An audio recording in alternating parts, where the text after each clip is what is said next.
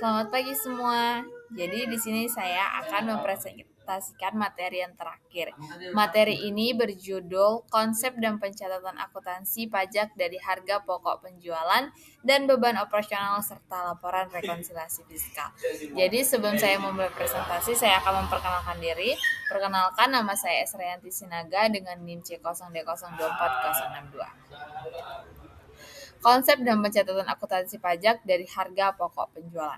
Harga pokok penjualan atau HPP adalah total biaya langsung atau bahan baku tenaga kerja overhead untuk memproduksi atau memperoleh barang yang terjual dalam satu periode.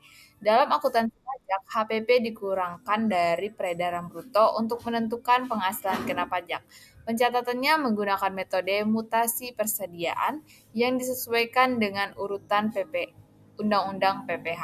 Rumus perhitungannya adalah persediaan awal ditambah pembelian bersih dikurang dengan persediaan akhir. Jika perusahaan menggunakan metode LIFO secara akuntansi komersial, wajib disesuaikan menjadi FIFO atau rata-rata untuk keperluan pajak. Pencatatan akuntansi. Jika barang tersebut dijual dengan harga 70 juta dengan metode perpetual, jurnal yang akan digunakan yaitu harga pokok penjualan di debit sebesar 50 juta dan persediaan barang dagang di kredit 50 juta. Konsep dan pencatatan akuntansi pajak dari beban operasional. Akuntansi pajak beban operasional mengatur pengakuan biaya untuk tujuan fiskal, membedakan biaya yang dapat dikurangkan dan tidak dapat dikurangkan sesuai dengan Undang-Undang Pajak Penghasilan. Pencatatannya memerlukan rekonsiliasi fiskal untuk menentukan beban pajak kini dan tangguhan, guna menghasilkan laporan laba rugi komersial yang patuh aturan pajak. Dalam akuntansi pajak, pencatatan beban operasional adalah area yang paling sering memicu rekonsiliasi fiskal. Prinsip utamanya adalah membedakan antara biaya yang boleh dikurangkan dari penghasilan bruto dan biaya yang tidak boleh dikurangkan. Pencatatan akuntansinya yaitu misalkan sewa bangunan dikenakan PPh final sebesar 10%. Karena final, beban pajaknya tidak bisa dikreditkan di akhir tahun.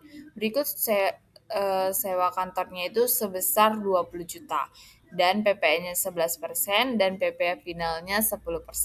Jadi jurnal yang digunakan beban sewa sebesar 20 juta di debit, PPN masukan sebesar 2.200.000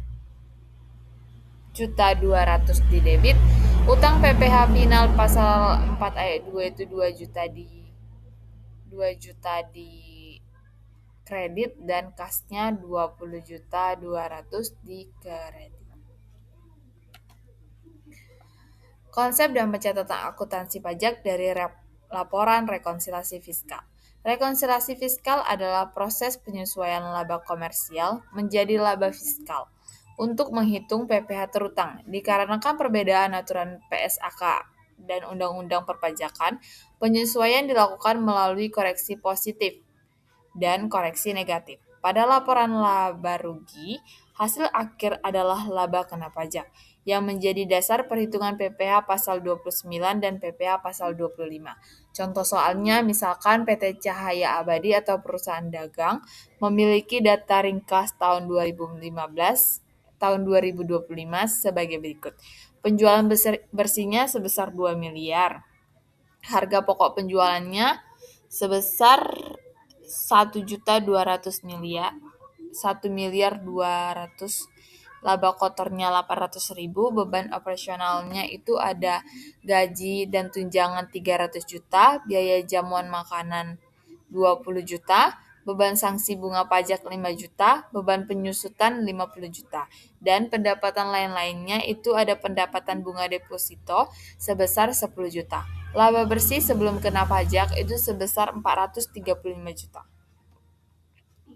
Kertas kerja rekonsiliasi fiskal.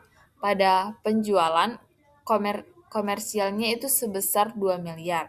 Koreksi positif dan koreksi negatifnya tidak ada dan fiskalnya 2 miliar. Yang kedua itu harga pokok penjualan. Komersialnya 1.200.000.000, koreksi positif dan negatifnya tidak ada, fiskalnya 1.200.000.000. Yang ketiga, laba kotor. Komersialnya itu sebesar 800.000, koreksi positif dan negatifnya itu tidak ada, dan fiskalnya 800.000. Selanjutnya itu beban operasional. Gaji dan tunjangan yang keempat, komersialnya itu sebesar 300 juta, koreksi positif dan negatifnya tidak ada, fiskalnya 300 juta. Dan yang kelima, jamuan makanan. Komersialnya sebesar 20 juta, koreksi positifnya sebesar 20 juta, koreksi negatifnya tidak ada, dan fiskalnya tidak ada. Yang keenam itu sanksi pajak. Komersialnya sebesar 5 juta, koreksi positifnya 5 juta, koreksi negatifnya tidak ada, dan fiskalnya tidak ada. Yang ketujuh, penyusutan. Komersialnya sebesar 500 juta, koreksi positif tidak ada, koreksi negatifnya sebesar 10 juta, dan fiskalnya sebesar 40 juta. Pendapatan lain. Yang kedelapan yaitu bunga deposito.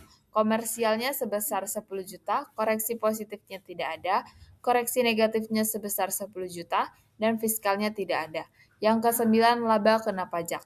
Komersialnya sebesar 435 juta, koreksi positifnya sebesar 25 juta, koreksi negatifnya sebesar 20 juta, dan fiskalnya sebesar 440 juta. Pencatatan akuntansi pajak. Jurnal yang akan digunakan setelah menemukan laba kena pajak sebesar 440 juta, kita hitung PPh terutangnya dengan menggunakan asumsi tarif PP sebesar 22%.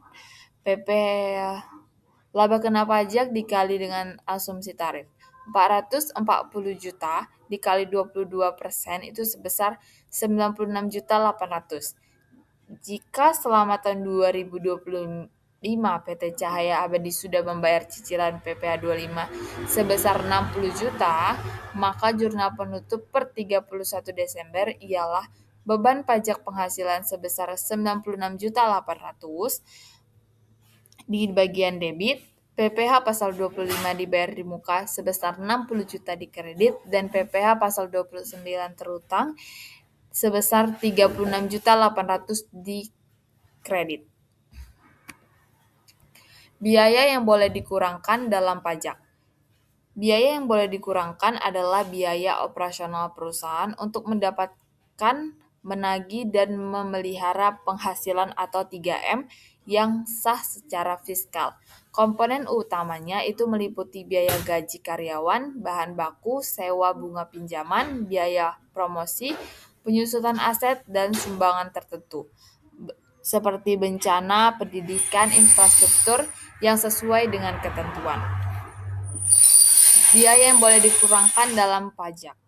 Kriterianya yaitu agar biaya dapat dikurangkan harus memenuhi beberapa syarat.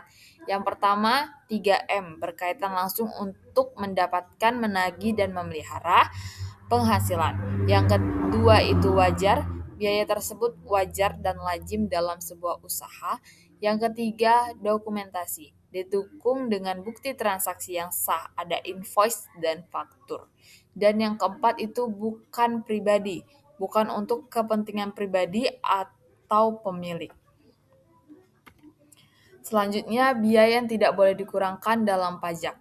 Biaya yang tidak boleh dikurangkan dalam pajak adalah pengeluaran yang tidak dapat dikurangkan dari penghasilan bruto untuk menghitung pajak penghasilan, badan, atau perorangan. Umumnya diatur dalam Undang-Undang Pasal 4 Undang-Undang Pajak Penghasilan. Contohnya itu meliputi kepentingan pribadi pemegang saham atau pegawai, pembagian laba dividen, denda atau bunga, serta hibah tertentu. Perbedaan laba fiskal dan laba komersial. Menurut Harahap dalam Setiningsih tahun 2014, laba akuntansi atau laba komersial adalah perbedaan antara revenue yang timbul dari transaksi pada periode tertentu yang diharapkan pada biaya-biaya periode tersebut. Berdasarkan PSAK 46 tahun 2015, laba fiskal adalah laba selama satu periode yang dihitung berdasarkan Undang-Undang Perpajakan dan menjadi dasar dalam perhitungan pajak penghasilan badan. Perbedaan antara koreksi positif dan koreksi negatif. Koreksi positif adalah menambah laba kena pajak atau meningkatkan pajak yang terutang akibat biaya yang tidak dapat diakui pajak atau pendapatan tambahan. Sedangkan koreksi fiskal negatif mengurangi laba kena pajak atau menurunkan pajak yang terutang akibat mendapatkan bukan objek pajak atau final atau biaya yang diakui sebagai fiskal. Perhitungan PPh badan. Contohnya itu perhitungan PPh badan tahun 2026 umumnya menggunakan tarif sebesar 22% dari penghasilan kena pajak wajib pajak badan dengan omset sebesar 4,8 miliar dapat menggunakan PPh final dengan tarif 0,5%. Sementara omset 4,8 miliar sampai 50 miliar mendapatkan fasilitas pengurangan tarif 50% menjadi 11% untuk bagian pengusaha kena pajak tertentu. Rumus dan cara menghitung PPh badan yang pertama, hitung penghasilan neto fiskal. Menggunakan cara penghasilan bruto dikurangi dengan biaya yang diperbolehkan ditambah dengan penghasilan neto. Dapat menghasilkan sebuah penghasilan neto. Yang kedua itu hitung penghasilan kena pajaknya. Dengan cara penghasilan neto dikurangi dengan kompensasi kerugian jika ada. Dapat menghasilkan sebuah PKP atau penghasilan kena pajak. Yang ketiga, hitung PPh terutang. Kalau tanpa fasilitas, omset dia kurang dari 50 miliar, PPh terutangnya, cara menghitung PPh terutangnya yaitu 22% dikali dengan penghasilan kena pajak. Kalau dengan fasilitas, omsetnya 4,8 M sampai 50 M, maka cara menghitung PPh terutangnya yaitu 50% dikali 22% dikali PKP fasilitas ditambah dengan 22% dikali PKP non-fasilitas. Bagian PKP yang mendapat fasilitas sama dengan adalah 4,8 M per dibagi total peredaran bruto dikali total PKP. Jurnal perhitungan PPh badan. Jurnal perhitungan PPh badan. Pertama, itu ada contoh soal. PT ABC memiliki total PPh terutang sebesar 100 juta selama setahun. Perusahaan sudah mencicil PPh pasal 25, totalnya yang sudah dicicil itu sebesar 70 juta dan dipotong PPh pasal 23 sebesar 5 juta. Jurnal penutup yang akan digunakan ialah beban pajak kini sebesar 100 juta. Uang muka PPh pasal 23 5 juta dan uang muka PPh pasal 25 sebesar 70 juta, utang PPh pasal 29 yaitu 25 juta di bagian kredit. Jadi sekian presentasi saya pada materi yang terakhir ini. Apabila terdapat kesalahan kata saya mohon maaf, dan apabila materi yang saya paparkan hari ini kurang lengkap akan dilengkapkan di materi selanjutnya. Terima kasih.